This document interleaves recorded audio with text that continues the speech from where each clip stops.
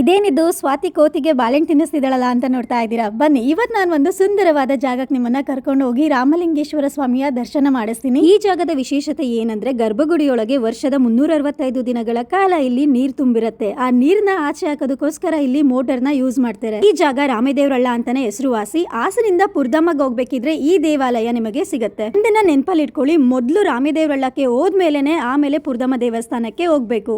ಈ ದೇವಸ್ಥಾನದ ಇನ್ನೊಂದು ವಿಶೇಷ ಏನಂದ್ರೆ, ಇಲ್ಲಿ ಶಿವಲಿಂಗ ದೇವಸ್ಥಾನದ ಜೊತೆಗೆ ಆಂಜನೇಯ ದೇವಸ್ಥಾನ ಮತ್ತೆ ಗಣಪತಿ ದೇವಸ್ಥಾನ ಇದೆ.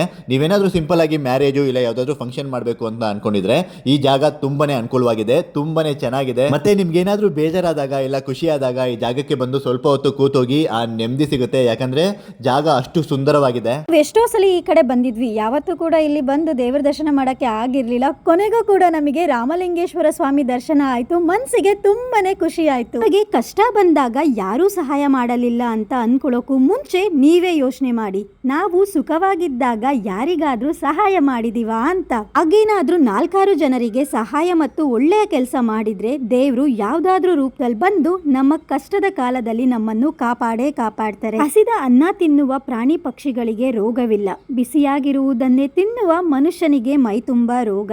ಎಲ್ಲರ ದಿನ ಶುಭವಾಗಲಿ, ಎಲ್ರೂ ಖುಷಿಯಾಗಿ ಇರಿ.